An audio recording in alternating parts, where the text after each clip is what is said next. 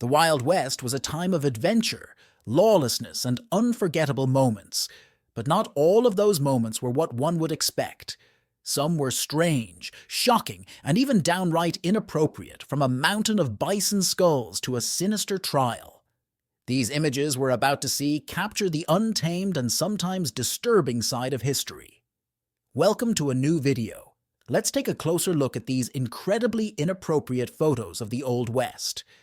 If you enjoy this type of content, subscribe to our channel. It's free. Now, let's begin. Number 16. Mountain of Bison Skulls. At the end of the 19th century, a striking image emerged. The photograph, taken in 1892, showed a mountain of bison skulls in front of the Michigan Carbon Works, which was disturbing given that it symbolized the near extinction of the other mighty bison herds that roamed North America.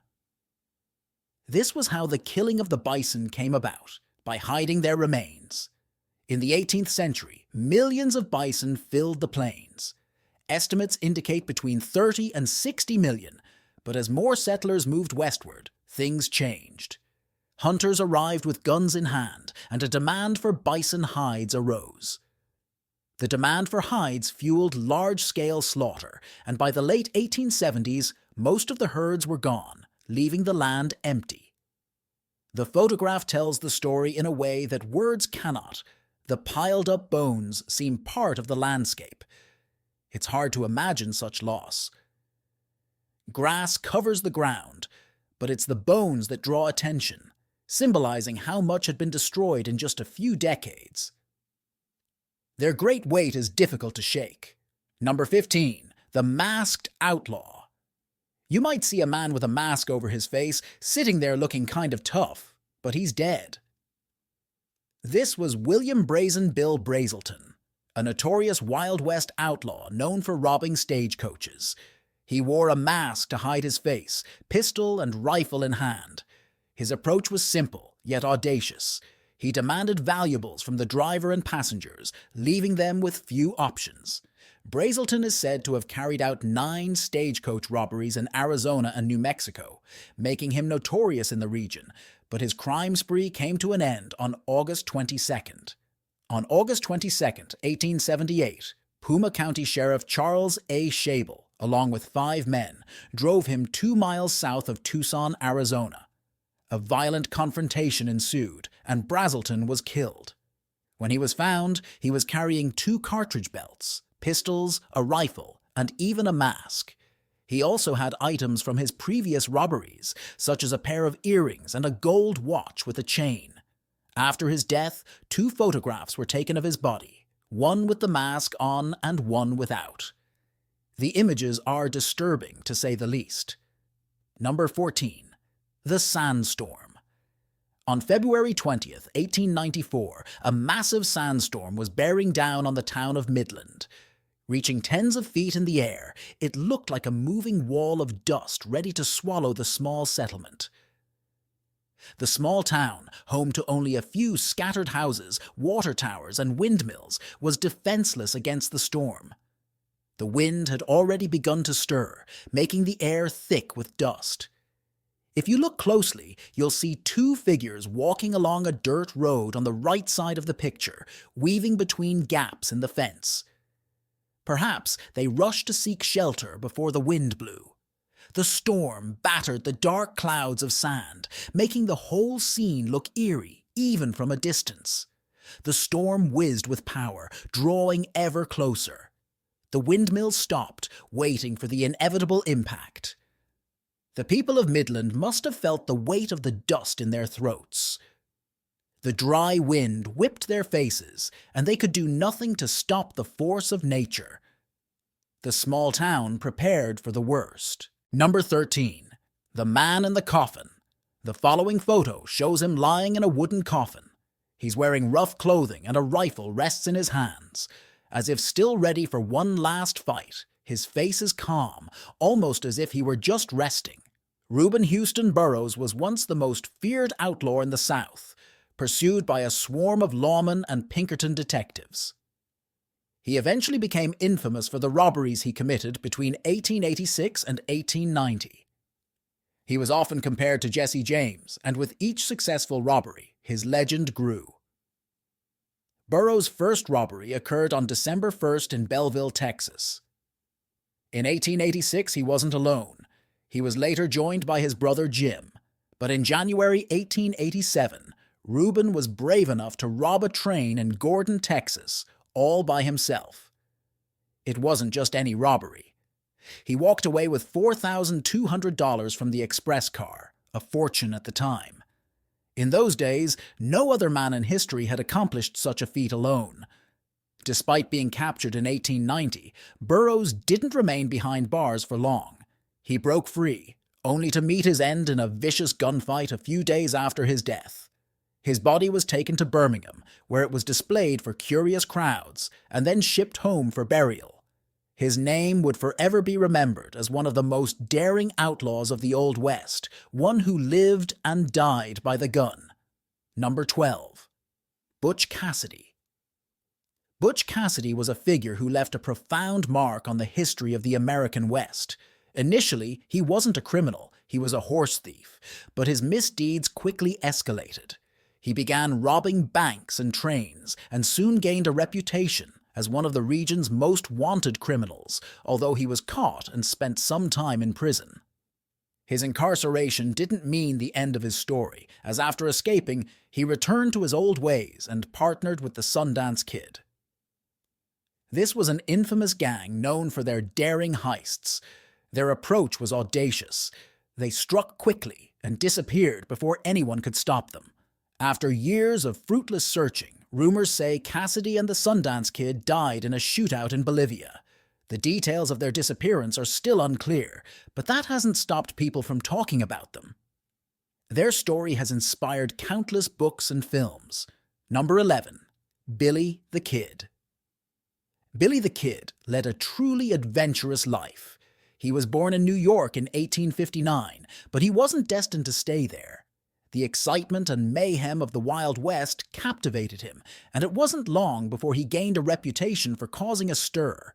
It was during the Lincoln County War that Billy really made a name for himself. He teamed up with a group of ranchers called the Regulators, who were in a nasty feud with a rival group. Blood was spilled on both sides, and Billy was always in the middle of the action. He played his part in it when the dust settled. Billy ended up behind bars, facing the gallows. But Billy wasn't one to sit back and wait for his face to appear. He escaped from jail and killed more people.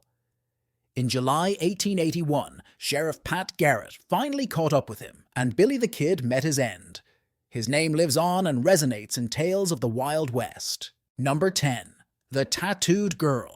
This rare image shows Olive Ann Oatman, a girl whose life took a dramatic turn in 1851, a native of the state of Illinois, USA. Olive was only 14 years old when tragedy struck her family.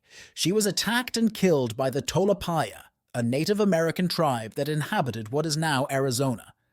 However, she and her sister survived and were kidnapped. Eventually, the sisters were sold to the Mojave people. Sadly, her sister died of starvation several years after being with the Mojave. But Olive's story didn't end there. 5 years after being held captive, she managed to return to American society. Her experience was shocking and attracted the attention of the press.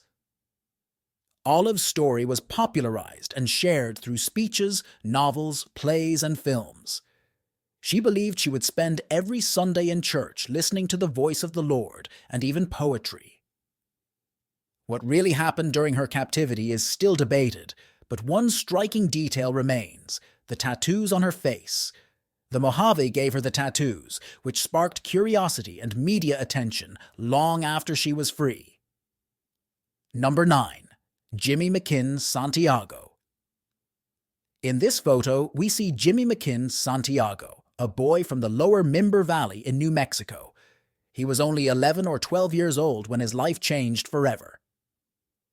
A group of Chaha Apaches led by Jono appeared to him. Sadly, his brother, Martin, didn't survive the encounter. The Apache killed him, and Jimmy was left heartbroken as he was taken away. It's hard to imagine what that must have been like for such a young boy, suddenly ripped from his home and forced to live with strangers. But after spending 6 months with his captors, Jimmy learned their language and began to understand their way of life. Eventually, General George Crook rescued him, but what happened next was surprising. Jimmy didn't want to leave after everything he had been through. He chose to stay with the Apaches rather than return to the soldiers. This photograph shows him living among the people who had once taken him in. Fortunately, his parents were eventually reunited with him. Number 8. Jeans in a lounge. Being a cowboy wasn't just about riding horses or getting into bar fights. There was more. The wild stories people tell in this 1907 photo show a group of cowboys at a saloon in Old Tascosa, North Texas. They're gathered around the bar, chatting with the bartender, drinks in hand. It looks like a peaceful moment in their hard lives. Back then, saloons were the perfect place to let off steam. Cowboys played poker, drank, and sometimes even made deals on cattle. It wasn't all bedlam. Serious business was also done in these places. Some saloons stayed open all the time, like some places today, but it wasn't just cowboys who went to hang out. You could find prospectors, soldiers, travelers, and even lawyers sharing drinks in the same room. The saloon was more than a bar. It was a lively center of town life, where people went to relax, have fun, and sometimes do business. It was a place where all kinds of people could gather, and for cowboys, it was a much-needed respite from the hard days on the trail. Number 7. The life of the Navajo people. Life in the village was sustained by effort and skill. This photo, taken in 1873 near Old Fort Defiance, New Mexico, offers us a glimpse into their daily lives. The Navajo were known for their strength and intelligence and were one of the most famous Native American tribes at the time. Hanging ears of corn can be seen in the photo, demonstrating their agricultural skills. There are also looms nearby that were used to weave the famous blankets they made. These blankets were well known and valued by the Navajo. They were not only warriors, but also creative and intelligent in their way of life, using the land wisely and trading with others to make a living. Their way of life balanced hard work and craftsmanship, allowing them to survive and even thrive in difficult times. This photo tells the story of a strong and determined people despite the challenges around them. The Navajos held onto their traditions and forged their future. They not only survived, they also created their own path forward. Number 6. Rose Dunn. At just 15 years old, Rose Dunn became a Wild West legend known as Cimarron. She was romantically involved with Roe George Bitter Creek. Newcomb is a notorious outlaw. Her beauty and quiet nature made her a favorite with Newcomb's gang, who admired her for good reason. She had a charm that was hard to ignore. After a dangerous shootout with U.S. Marshals, the gang went into hiding, but trouble arose when Newcomb and another gang member returned to check on Rose. Her brothers, who were bounty hunters, shot them on sight. Newcomb had a $5,000 bounty on her head, dead or alive, and her brothers rushed to collect it. Many accused Rose of setting her up, claiming she had given them tips. She had given them information on the outlaw's location, but Rose denied it, and her brothers backed her up, insisting she had no idea they were planning K or where the gang was hiding, despite the rumors swirling around her. Rose was never accused of involvement. With her story filled with danger, love, and betrayal, Rose made a name for herself that would be remembered long after the Old West faded. Number 5. Laura Bullion's mugshot. Laura Bullion's story is one of crime and survival. The mugshot taken by the Pinkerton Detective Agency in 1893 offers only a glimpse into her troubled life. She was born in Nicock, Texas, around 1876. She had a difficult beginning. Her mother was German, and her father, a Native American, was a bank robber who grew up in a town filled with outlaws. It's no surprise that Laura eventually followed in their footsteps.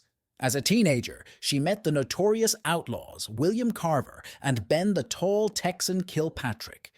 Later, she joined them in their criminal acts. She participated in the Great Northern Train robbery and was arrested for it in 1901. She was sentenced to 5 years in prison, but only served 3, and was released in 1905 after serving time in the Missouri State Penitentiary. Laura attempted to live an honest life, moved to Memphis, Tennessee, and changed her name to Frida. Lincoln worked as a seamstress and interior designer, but success never came. Laura spent her final years in poverty and died in 1961. Her life was full of adventures, but ended in a silent struggle for survival. Number 4. The Apache Spirit Dancers. Apache spirit dancers hold a profound significance. In the traditions of Native American tribes of the Southwest, groups like the Mescalero and Chirahua Apaches lived in harsh environments where food and shelter were difficult to find. They learned to rely on the land and their cultural practices for subsistence. One of these traditions is the Crown Dance, also called the Devil's Dance. Apaches believe this sacred ritual was taught by mountain spirits to heal and protect their people. There are 5 dancers in total. 4 wear masks and tall headdresses representing the directions north, south, east, and west. Their movements are full of meaning and connect them to the earth and sky. The 5th dancer, known as the clown, plays an important role. His role is to scare away evil spirits, protecting the others as they dance. It's not just about tradition, but about the power of protection and healing. And the spirits that guide the Apache people still remember their deep ties to their ancestors and the world around them today. Number 3. People who fled the Dakota War. In the chaos of the Dakota War of 1862, settlers rushed to escape the violence that swept through Minnesota. The war was a brief but brutal conflict between the Dakota people and white settlers. It broke out on August 18, 1862, when the Dakota, struggling with starvation and the loss of their land, attacked settlements along the Minnesota River. Although it only lasted 5 weeks, the fighting left a deep mark on both sides. Hundreds of settlers lost their lives during the conflict. Thousands more also died. Forced to flee their homes, the Dakota also suffered the consequences after the war ended. Their people were removed from their lands and sent to distant reservations in South Dakota and Nebraska. The state of Minnesota confiscated what little land the Dakota had left and sold it, leaving them with nothing.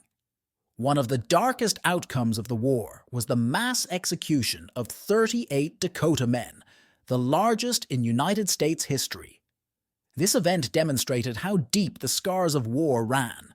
It wasn't just a fight over land, but a confrontation that shaped the future of the Dakota people and the settlers themselves. Through the generations, the latter passed on the memory of what happened. Number 2.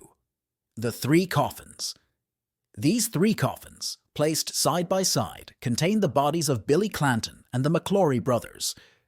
Their lives were cut short in one of the most famous gunfights of the Old West. The Vail Corral gunfight in Tombstone, Arizona, took place on October 26, 1881, and lasted less than a minute, but its impact was much greater. The fight was between lawmen and a group of outlaws known as the Cowboys. You'll see that tensions had been building for months. Virgil Earp, the town's mayor, along with his brothers Wyatt and Morgan, and their friend Doc Holliday. They were determined to enforce the town's law prohibiting guns, but the Cowboys, which included the Clantons and the McClures, didn't care much for the law when the 2 groups crossed paths nearby. The corral violence quickly followed the gunshots that echoed through the streets, and within seconds, the fight was over. Billy Clanton and the 2 brothers were dead, 2 cowboys fled, and the lawmen were left standing, though not uninjured. The story of the gunfight has survived and has become one of the most famous events of the Wild West. Number 1. Trial or something creepier?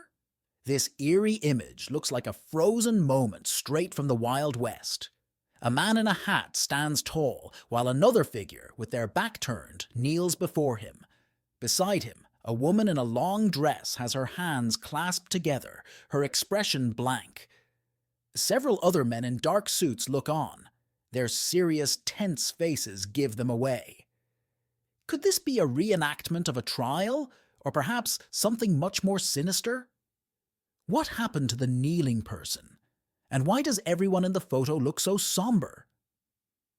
This striking photo is definitely one of those incredibly inappropriate Wild West photos that make you wonder what life was really like in that lawless time. Do you think this scene hides a darker secret? What story do you imagine lies behind this moment? Share your thoughts in the comments section. We've reached the end of this video. Tell us what you think in the comments section. If you enjoyed the video, give it a like, subscribe, and don't forget to hit the bell so you don't miss out on future videos like this one. See you next time.